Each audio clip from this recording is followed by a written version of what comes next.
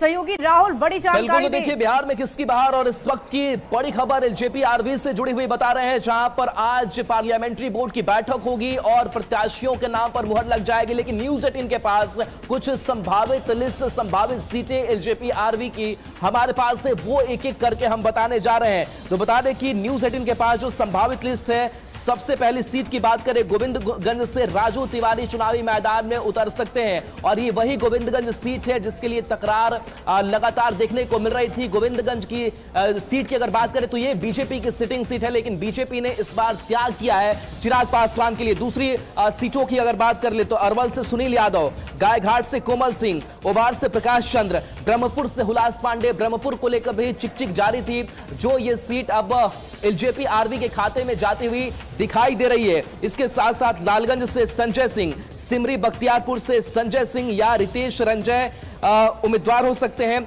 बखरी से संजय पासवान का नाम है, मखदूम से रानी कुमारी। इसके साथ साथ कुछ और बाकी सीटों की अगर बात करें तो बोधगया, दानापुर, रोसड़ा, ये सीट और उम्मीदवार फाइनल किए जा सकते हैं। तो बड़ी खबर जो पार्लियामेंट्री बोर्ड में आज हरी झंडी इस पर मिल जाएगी। राहुल, आपको रोकना चाहूंगी, इस पूरी खबर की देख जानकारी ले लेती हूँ। विनीता मिश्रा, न्यूज 18 संवाददाता, लगातार हमारे साथ बनी हुई। विनीता, ये बताइए कि बहुत सारी सीटों का त्याग कर बीजेपी ने चिराग पासवान की महत्वाकांक्षा को पूरा किया है, उनकी उम्मीदों को पूरा किया है। कौन कौन सी वैसी सीटें हैं जिसको लेकर चिराग पासवान अड़िग थे और आखिरकार उन्हें सफलता मिल गई है, वो सीटें चिराग के खाते में चली गई है?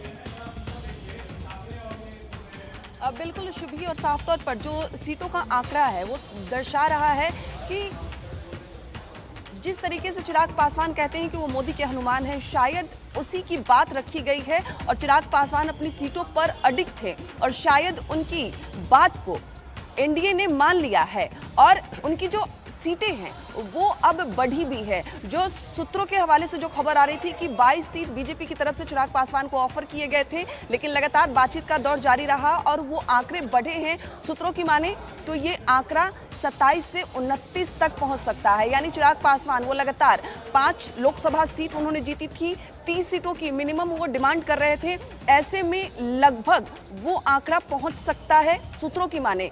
और कई ऐसी सीट, क्योंकि चिराग पासवान लगातार कह रहे थे कि मुझे क्वांटिटी नहीं बल्कि क्वालिटी की सीट चाहिए, तो क्वालिटी की सीट भी, जैसा कि गोविंदगंज की अगर हम बात करें तो बीजेपी की सिटिंग सीट है और ऐसे ही कई और सीट है जो बीजेपी की सिटिंग सीट है। बावजूद इसके चिराग पासवान लगातार